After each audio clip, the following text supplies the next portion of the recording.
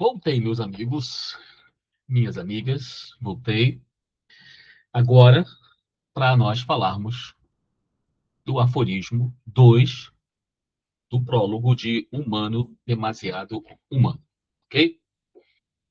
Vamos lá, deixa eu compartilhar aqui, compartilhando, muito bem. Vamos lá, então, mesmo esquema, né? Vamos ler esse aforismo é menor, né? O 2 é menor, vamos então lê-lo por completo de uma vez e depois a gente vem com os pontos comentando. Ok? Ah,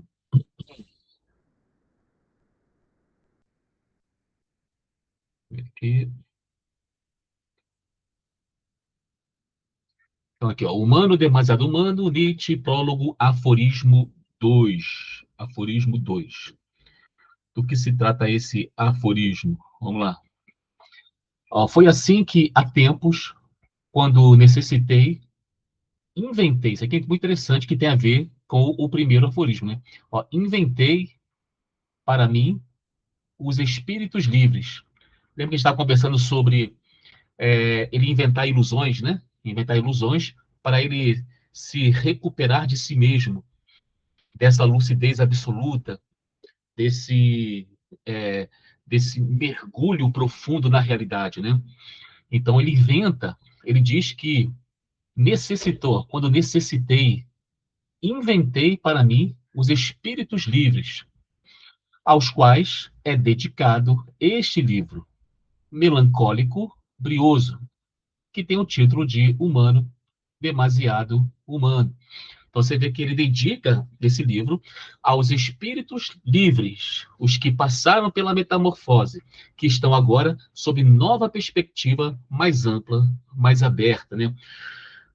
Então você vê aqui, ó, novamente, ele coerente com a sua filosofia é quando necessitei, é uma necessidade biológica, é uma necessidade física. Lembra que eu falei que, para Nietzsche, a referência é a vida física, né? É o bem-estar da vida física. Então, se ela necessita de ilusão, que tenha por alguns momentos esse mergulho na ilusão, ou, que seria melhor, nas artes, né? Na poesia, na música. Nietzsche também gostava muito de música, né? Ele também era um compositor. Então, ele vai inventar os espíritos livres. Vamos lá. Ó. Assim, não existem esses espíritos livres. Não existem. Nunca existiram. Nunca existiram. Mas naquele tempo, né? Ele está falando do passado, né? Mas naquele tempo, como disse, eu precisava, novamente, eu precisava deles como companhia para manter a alma alegre. Aqui, não vai pensar na alma de uma forma religiosa, mas é justamente os sentimentos, né? A vida em si, né? A alma alegre, em meio a muitos males. Quais são os males que ele estava? A doença, a solidão, que a gente conversou, né? O exílio, a sedia, inatividade, como valentes confrades fantasmas, né? Os espíritos livres, como confrades fantasmas, já que se trata de uma invenção, né? É como se fossem fantasmas que ele cria para é, para ele para ele superar esses problemas, né? Muito bem. Ó, com os quais proseamos e rimos quando disso temos vontade, e que mandamos para o inferno quando se tornam entediantes. Ou seja, ele não está preso a essas invenções dele, da sua necessidade, ó, com os quais proseamos e rimos quando disso temos vontade, né? E que mandamos para o inferno quando se tornam entediantes. Uma compensação para os amigos que faltam, né? Então, na solidão, ele cria esses fantasmas, né? Esses confrades fantasmas, esses espíritos livres, para atender uma necessidade, mas assim que essa necessidade é atendida, ele também se livra rapidinho desses fantasmas. Ele não está preso a essas coisas. Essas coisas são como remédio, né? Como um analgésico. que você usa temporariamente, mas não é para sempre. Né? Aquela questão, para quem conhece a Odisseia e a Ilíada, né? É tipo a flor de lótus, né? Se você se viciar na flor de lótus, você vive numa alienação total. Então, você pode se utilizar dela para um fim, para uma finalidade. E assim que não for mais necessário, você abre mão dela. Aí, continuando, ó, que um dia poderão existir tais espíritos livres. Ele tem uma esperança que esses espíritos livres poderão existir no futuro, que a nossa Europa, aqui ele fala de uma coisa bem particular, a Europa, né, terá esses colegas ágeis e audazes entre os seus filhos de amanhã, entendeu? Agora a linguagem, né, a conjugação é futura, em carne e osso e palpáveis, e não serão mais os fantasmas. Ou seja, ele está dizendo que no futuro não será mais necessário você criar esses fantasmas, né, esses espíritos livres fantasmas, porque eles existirão de fato e não apenas, como para mim, em forma de espectros, né? Estou falando, e sombras de um eremita. Disso serei o último a duvidar. Já os vejo, né? Então aqui já tem esperança. Eu já os vejo que aparecem gradual e lentamente. E talvez eu contribua, né? Eu contribua para apressar sua vinda, se descrever de antemão sob que fados os vejo nascer, por quais caminhos aparecer. Então, esse é o aforismo 2. Então vamos falar um pouco sobre ele aqui, né? O primeiro ponto aqui que a gente pode ressaltar, vamos ver aqui, é a invenção por necessidade, né? A necessidade novo, a necessidade da vida física e a compaixão por si mesmo, a compaixão por si mesmo. Você pode ver aqui que é uma coisa voltada para o indivíduo, porque é a única coisa que existe. É a única realidade que existe é essa pessoa aqui em carne e osso. Essa pessoa aí que está me ouvindo em carne e osso. É a única coisa que realmente existe. Então a preocupação dele é com esse eu e com esse tu, né? Em carne e osso. E nada de uma coisa transcendental, espiritual, né? Então, Nietzsche admite abertamente que os espíritos livres, né? Os espíritos livres não passavam de uma ficção. Para quê? De sobrevivência, né? É o que a gente está falando, sobrevivência. Diante da doença física, do isolamento, né? Devido à sua postura, à sua tomada de decisão sobre como interpretar o mundo, que gera o isolamento, que a gente conversou no vídeo passado, né? Do afastamento da academia e do abandono dos antigos amigos, como o próprio Wagner, que deixa de ser um início e se torna um fim. Acabou. Representa uma época que já não responde mais às necessidades humanas. Então ele criou o quê? Interlocutores imaginários, como estava falando.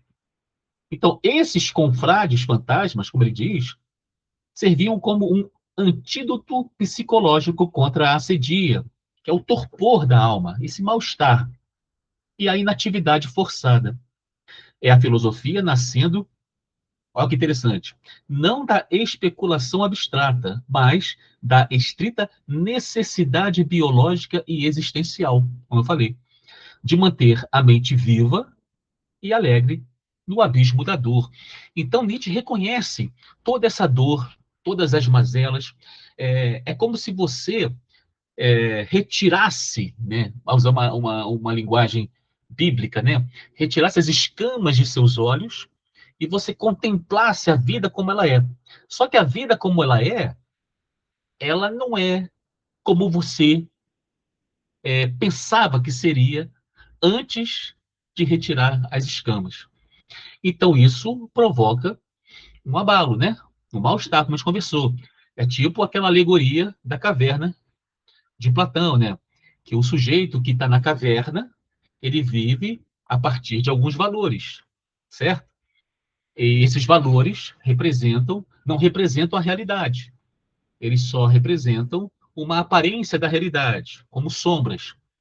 Mas assim que esse sujeito consegue se libertar da caverna, Então ele já sofre ali com a luz do sol, né? A luz do sol, que o cega inicialmente, então provoca nele o mal-estar, mas depois ele vai se acostumando com a luz e vai conhecendo as coisas como elas são. É algo semelhante que Nietzsche está fazendo, mas sem a questão metafísica platônica, né? Ele vai anular essa metafísica, ok?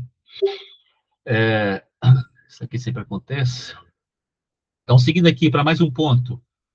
Esse ponto aqui, o tom melancólico brioso, como ele fala, né? Melancólico brioso.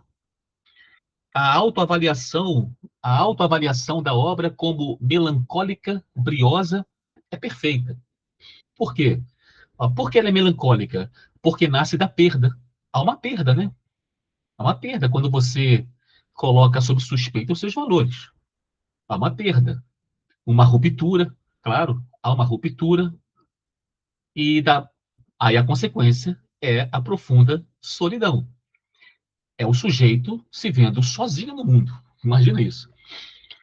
Todos aqueles valores que justificam a tua existência, explicam a sua existência, eles perdem a eles perdem a sua força, o seu caráter,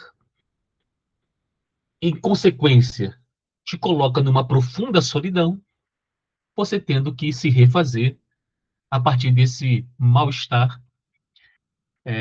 Então, é um momento, é um incômodo profundo, vamos dizer assim. E por que briosa, altiva, né? Porque aqui é como são, são dois sentimentos contrários, melancólico, mas também altivo, entendeu? Por quê? Recusa a lamentação e o papel de vítima. Não há vitimização, porque você compreende, você entende como realmente são as coisas. Como é que você vai se vitimizar?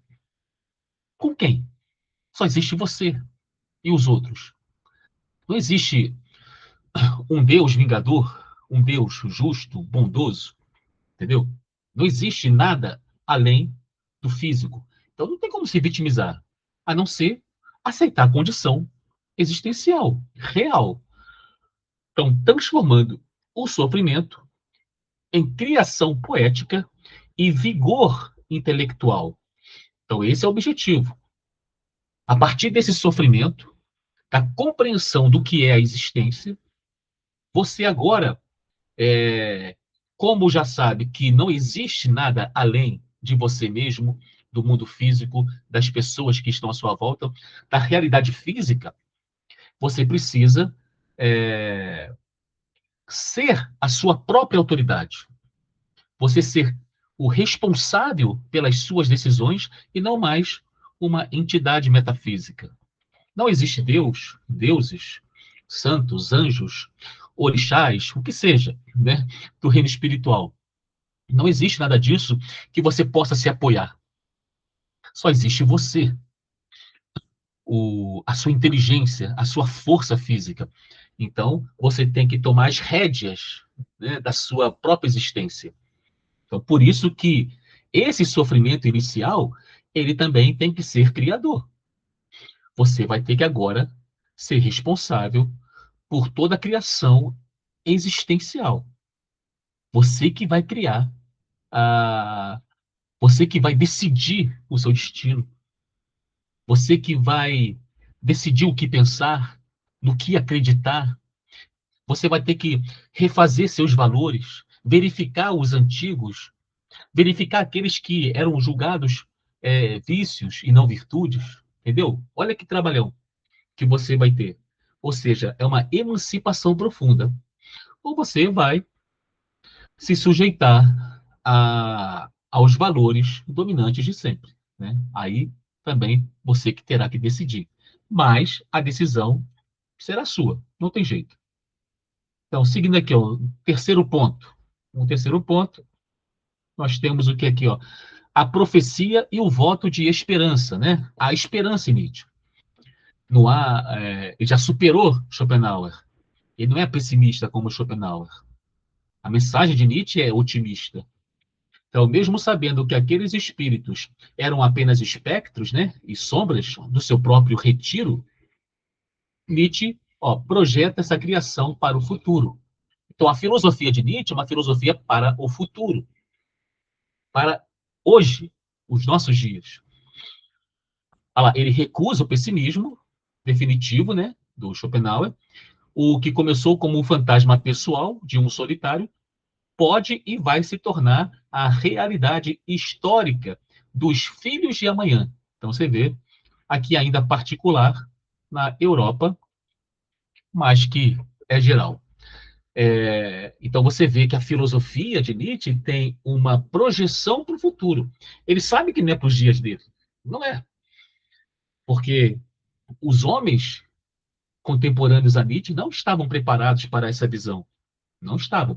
Eles poderiam estar preparados para começar a experimentá-la e sofrer as dores. E a partir dessas dores, começar um movimento em direção a esse espírito livre. Mas ainda, os espíritos livres para Nietzsche ainda são fantasias, ficções que ele vai criando, mas que ele conseguia vislumbrar no futuro esses espíritos livres existindo de fato, né? Então, aqui, ao escrever Humano Demasiado Humano, Nietzsche não está apenas desabafando. Ele está traçando a rota, tá vendo? Traçando a rota, desenhando a genealogia e preparando o terreno para que esses novos pensadores audazes possam finalmente emergir em carne e osso. Então, é tipo Moisés, que não pôde entrar na terra prometida, mas conduziu o povo até ela. Então, Nietzsche, ele sabe que não vai viver os dias dos espíritos livres. E talvez não, a gente também não vive esse momento. Mas, pelo menos, a sua filosofia já é profundamente conhecida, porque ela poderia se perder, né? Mas a filosofia de Nietzsche, ela é profundamente conhecida e incômoda, permanece incomodando as pessoas, pelo menos a colocar sob suspeita as suas crenças, que era o primeiro objetivo de Nietzsche. A gente aqui pode fazer um resumo. Diante do isolamento e da doença, Nietzsche inventou a figura do espírito livre, né? Como uma companhia fantasma para sobreviver à solidão. Contudo, essa ficção pessoal converte-se em um projeto do futuro, né? Prevendo o surgimento real de uma nova geração de pensadores sem amarras metafísicas. A gente não vive essa realidade, né? A gente não vive essa realidade. E também não quer dizer que nós temos que viver essa realidade, mas nós temos aqui o pensamento de Nietzsche como uma proposta filosófica, uma proposta de pensamento que, pelo menos, minimamente, nos incomoda, né? Pois bem, aí fica aqui, como eu falei, né, esse aforismo foi menor, eu, como prometi sempre trazer uma questão para reflexão, deixa aí para vocês, ó. Nietzsche, Nietzsche faz uma Nietzsche faz uma confissão marcante. Ele admite que inventou a figura dos espíritos livres, né, como uma ficção de sobrevivência, um refúgio de fantasmas, para não sucumbir à solidão e à doença. Então, tendo isso em vista, em momentos de isolamento, dor ou crise pessoal, qual fantasma, ideal ou ficção criativa, você já precisou inventar para manter a alma alegre e conseguir continuar caminhando? Deixa aí para vocês essa questão, ok? E a gente volta no aforismo 3. Obrigado aí pela companhia e até a próxima. Um abração.